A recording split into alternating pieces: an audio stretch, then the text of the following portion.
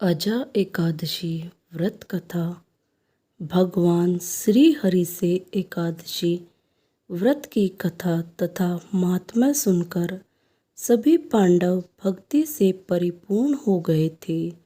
तभी कुंती पुत्र अर्जुन बोले, अर्जुन, हे केशव, आपके श्री मुख से श्रावण माह के शुक्ल पक्ष को आने वाली पुत्रदा एकादशी की कथा सुनने में धन्यता का अनुभव हो रहा है।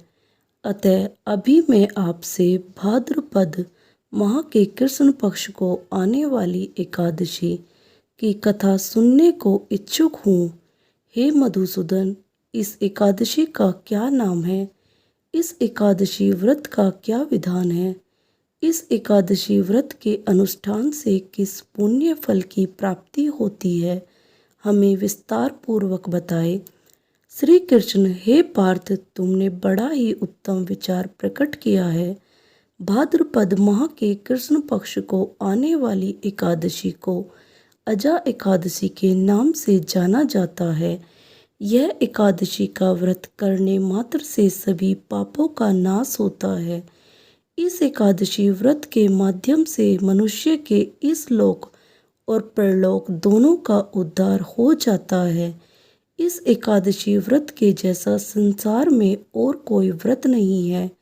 हे पार्थ, अभी मैं तुम्हें इस पतित पावनी एकादशी की कथा सुनाने जा रहा हूँ, अतः तुम इसे बड़े ध्यान पूर्वक सुनना। प्राचीन काल में भगवान श्री रघुकुल शिरोमणि श्री राम के वंशज राजा हरिश्चंद्र हुए थे। राजा अपने जीवन काल में अपनी सत्यनिष्ठा और प्रामाणिकता के लिए प्रसिद्ध थे। राजा हरिश्चंद्र अपने शासन काल में अपने वचन और कर्म से अपनी प्रजा एवं तीनों लोकों में प्रसिद्ध के पात्र बन चुके थे।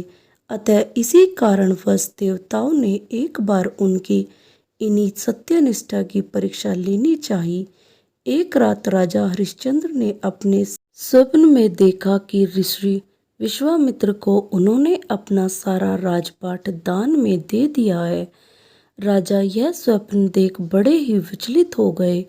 उन्होंने प्रातः उठकर अपनी पत्नी से यह स्वप्न का वृत्तांत सुनाना चाहा, किंतु उसी क्षण उनके द्वार पर महर्षि विश्वामित्र पधार चुके थे। उन्होंने दरबार में आकर राजन से कहा, विश्वामित्र, हे राजन, मुझे यहाँ देख आप चकित जरूर हुए होंगे। यदि नहीं तो आप मेरे इन वचनों से अवश्य हो जाएंगे। हे राजन, आप एक सत्यनिष्ठ राजा है, अतः आपने जो अपने स्वप्न में मुझे जो अपना राज्य दान स्वरूप दिया है, मैं उसे ही लेने आया हूँ।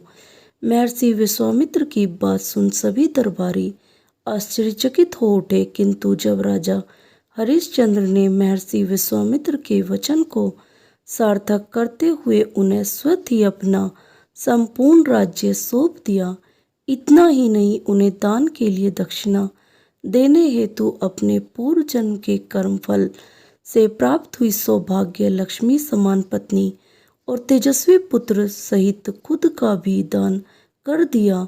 राजा हरिश्चंद्र का एक डोम ने दान स्वरूप प्राप्त किया हुआ था, जो शमशान भूमि में मनुष्य के दाह संस्कार का कार्य करवाता था। स्वतः वो एक चंडाल के दास बन गए थे। उन्होंने उस चंडाल के यहाँ कफन लेने का काज किया। अपने जीवन काल में उन्होंने कभी इतना भ्रष्ट काज किया नहीं था, किंतु अपने सत्यनिष्ठ व्रत की प्रतिष्ठा के लिए उन्होंने इस कार्य को भी एक स्मित के साथ निभाया। इसी कार्य को करते कई वर्ष बीत गए। अपने इस नीच कर्म को देख अब उन्हें बड़ा दुख होने लगा था। अब वह इस नीच कर्म से मुक्ति प्राप्त करने के उपाय ढूंढने लगे। अब वह सदैव इसी चिंता में डूबे रहते कि कैसे इस नीच कर्म से मुक्ति प्राप्त की जाए। वह ऐसा क्या करे कि उन्हें इस नीच कर्म से मुक्ति मिले। एक समय की बात है, राजा हरिश्चंद्र अपनी इन्हीं चिंता में डूबे हुए थे कि महर्षि गौतम उनके समक्ष आए। महर्षि गौतम को अपने सम्मुख पाकर राजा बड़े हर्षित हुए और उन्हें प्रणाम किया, किंतु अपने मुख पर छाए हुए चिंता के बादल को ढक ना सके। अतः महर्षि ने खुद ही उनसे पूछा, महर्षि गौतम, हे वत्स, तुम परम प्रतापी हो। तुमने अपनी सत्यनिष्ठा के बल से स्वयं भगवान श्री हरि का भी मन मोह लिया है, किंतु आज इस मुख पर यह चिंता कैसी। महर्षि गौतम के वचन सुन वह अपने आप को रोक न सके और उन्होंने अपना सारा वृत्तांत उनके समक्ष कह दिया। राजा हरिश्चंद्र का वृत्तांत सुन वह भी दुखी हो गए और उन्होंने कहा, महर्षि गौतम, हे राजन, तुम्हारा वृत्तांत सुन मैं भी भावुक हो गया हूँ। अतः मैं तुम्हारी समस्या का निदान देते हुए एक उपाय सुना रहा हूँ, इसे तुम ध्यान पूर्वक सुनना। भाद्रपद माह के कृष्ण पक्ष को आने वाली एकादशी का व्रत तुम्हें तुम्हारे इस पाप कर्म से मुक्ति दिलाने में सर्वथा उत्तम है। इस एकादशी को अजा एकादशी भी कहा जाता है। अतः तुम इस एकादशी पर भगवान श्री हरि का ध्यान धरते हुए अपनी पूर्ण श्रद्धा से इस व्रत का अनुष्ठान करो और रात्रि जागरण कर प्रातः शुद्ध जल से स्नान करके आमंत्रित ब्राह्मणों को सात्विक भोजन करवाने के पश्चात खुद भोजन कर व्रत का समापन करना। अपने इस पुण्य कर्म के प्रभाव से तुम्हें निश्चित रूप से अपने इस पाप कर्म से मुक्ति प्राप्त होगी। महर्षि गौतम इतना कहकर आलोप हो गए। महर्षि के कथन अनुसार राजा हरिश्चंद्र ने पूरे विधि विधान से भाद्रपद माह के कृष्ण पक्ष को आने वाली अजा एकादशी का व्रत किया और रात्रि जागरण कर प्रातः ब्राह्मणों को भोजन करवाने के पश्चात खुद भोजन कर व्रत का समापन किया। इस व्रत के प्रभाव से राजा हरिश्चंद्र सभी पापों से मुक्त हो गए। उनके इस व्रत का प्रभाव इतना प्रबल था कि स्वर्गलोक में नगाड़े बजने लगे थे। स्वयं ब्रह्मा, विष्णु और महेश राजा हरिश्चंद्र को अपने समक्ष खड़े दिखने लगे।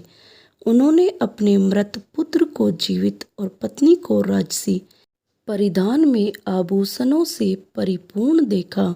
व्रत के पुण्य फल से राजा हरिश्चंद्र को पुनः अपने राज्य की प्राप्ति हुई। वास्तव में यह देवताओं द्वारा उनकी परीक्षा ली गई थी। अजा एकादशी व्रत के प्रभाव से देवताओं द्वारा रची गई माया का अंत हो गया और अंत समय में राजा हरिश्चंद्र अपने पूरे परिवार समेत स्वर्गलोक को प्रस्थान हो गए। हे पार्थ, यह सब अजा एकादशी के व्रत के प्रभाव से ही संभव हो सका था। अतः जो भी मनुष्य अपनी पूरी श्रद्धा से अजा एकादशी का व्रत करता है वह अपने सारे पापों से मुक्त हो जाता है।